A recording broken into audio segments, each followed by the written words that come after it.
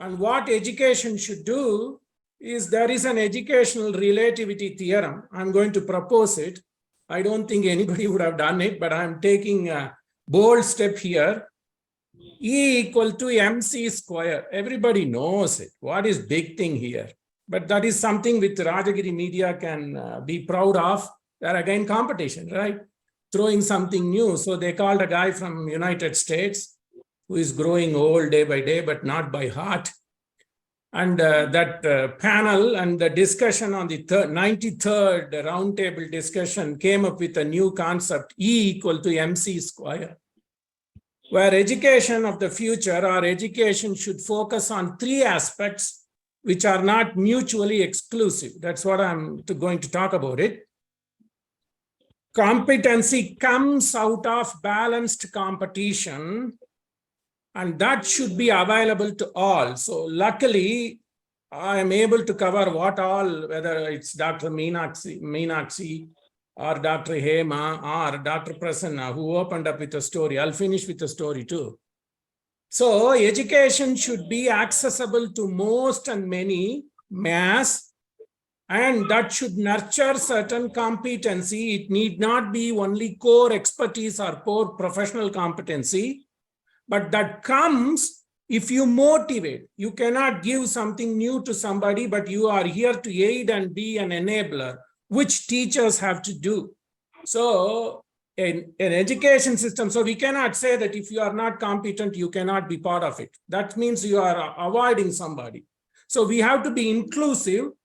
Education should be inclusive and be a platform to provide opportunity, mass times competency development times motivation. In other words, inducing competitiveness in a fair and positive way. So we have proposed a new educational equation, E equal to mc square. And that competency is not only bottled into your subject matter, whether you are a math teacher or expertise in math or physics, it doesn't matter. In this evolving world, the education system right from primary school should train people to be a global citizen scholar. In other words, an expertise in math or science alone will not get you somewhere. That's what happened. Most of the engineering colleges are vacant now. There was one particular time where there was a demand, so that expertise was used. Then how do you use the expertise? You need to be trained. I'm not saying that you should be master of all, at least more than one skill set. So I'm trying to satisfy my answer right from Dr. Meenakshi to Dr. Gopakumar here. And of course, to Dr. Sri Kumar Raghavan as well. To me, he's a doctor. If somebody has coordinated this many, multiple theses has come out. So this roundtable, I'm taking a liberty as a senior faculty, as a tenured full professor from a tier 1 research incentive university, that we have to confer him a doctor for his skill. That skill set is coordinating. Okay. So E equal to mc square. So if you look at what is going on, competency comes if you provide good competition. So how it happens? I'm a father of a middle schooler. So no matter what me or my wife tells him, he's not going to do. I send him to a piano lesson. I send him to a violin lesson because as a parent, we want. But he is not going to follow that religiously until otherwise his own peers in his school does it. Why should I do that, Appa? My friends are not doing. So if he sees his peers doing, that is a competition. He wants to participate in inter-university leagues in math. He wants to go and compete in tennis because his own peers in subject matter where he is interested, it is in other words a competition, but that competition, he is not going to take it as a forced competition from a parent because he is seeing his own peers doing.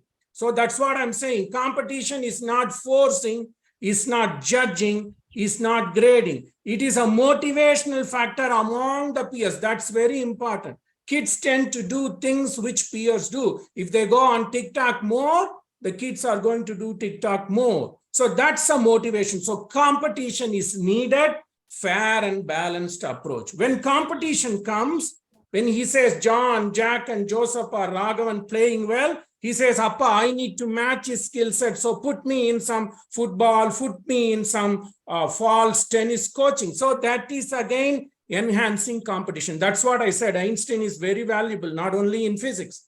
Einstein is valuable everywhere. So C square. So when you are able to nurture the risk and provide resource, that is aiding competition. Competition should be an enabler. So that when that C is being given as a resource, not as a top-down approach, resource, then the competency increases in multiple facets, looking at its peers, looking where his peers are doing. So if somebody is going and taking a SAT exam or a NEET exam, then that particular student will do it because his next seat neighbor on either side is doing. One is excelling in sport, another is excelling in core competency. Then this kid wants to at least imitate them because they are the role models. Not somebody sitting in a Sweden, Uppsala University is going to be a role model. So fair and balanced competition as an enabler will enhance competency.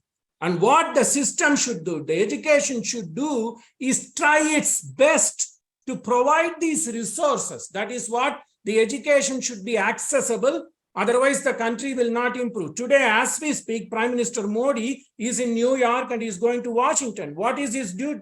What is the activities he is doing? He has been meeting people of different sort, whether from Elon Musk to Raymond Dalio, or to a Grammy Award winner, singer. So he is trying to see that he could reach all aspects of people as a motivation, and he is also talking to everybody to attract resources to India. I'll tell you one particular story. Raymond Dalio is one of the multi-billionaire in the world, and he is the chairman of Bridgewater Associates, hedge funds in New York. And he says this thing, what India has strength, the strong point is, it's not me, the strong point India has is its good quality education at low cost. See, what Mr. Raghavan put us together is actually paying dividends now. See, it need not be. So cost is a measure of competitiveness. I don't have to provide an education at the level of cost of Harvard or Princeton or Yale or Stanford. As long as you are able to provide a good quality education at a sustainable cost. That's what India, we are taking pride. It's not from me. It is from one of the world's richest person, very successful person. And how does its success come? Again, answering Gopakumar's point here, he himself admits that he was not an excelling student in a school.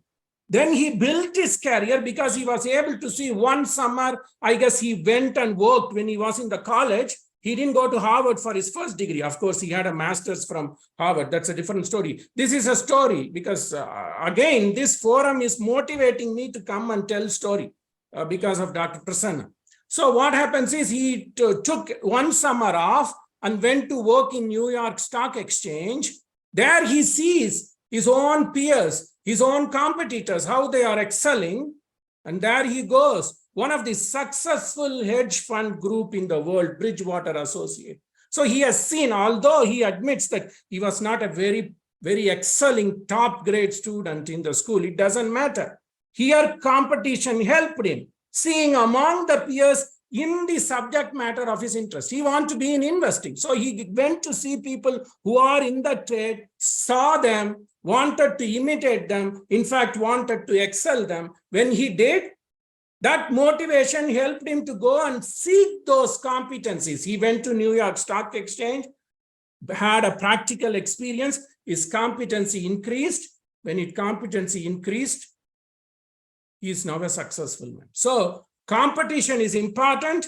Competition should be viewed as a motivator. And as a parent, as a teacher, as a good citizen of the society, we have to do our best to make competition as an enabler, enhance the skills, global skill set, not only one particular subject matter skill set, and that should be made available to all. That is what institutions from Vadodara, so Raghavan has brought people from Vadodara to Mumbai to down south in Tiruchirappalli, and I don't know where other folks have come on the call. So distribute it and tap the resources to be an enabler. So I'll finish with a small,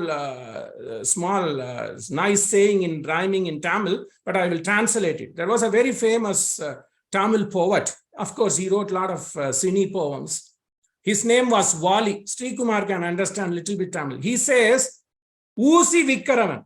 I'll translate it in English. You see, that is again a competency. How to relay complex things in a nice way. Usi Vikkaravanukkum Ookam Koduttal Thekku Maram Virpan. So a person who is just selling a nail head, if you motivate him, Usi means nail head. Yes, non-competitive product.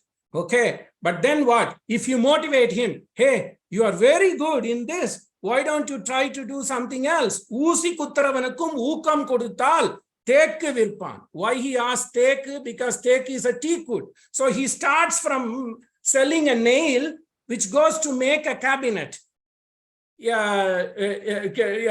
Some steel cabinet. But then you can translate yourself from being a person who just simply sells a nail, which goes into a big product like kitchen cabinet, high-end kitchen cabinet. You will be able to sell one day the kitchen cabinet made out of teakwood. Teakwood is a golden, it's a yard scale, right? So that's what it is. Thank you.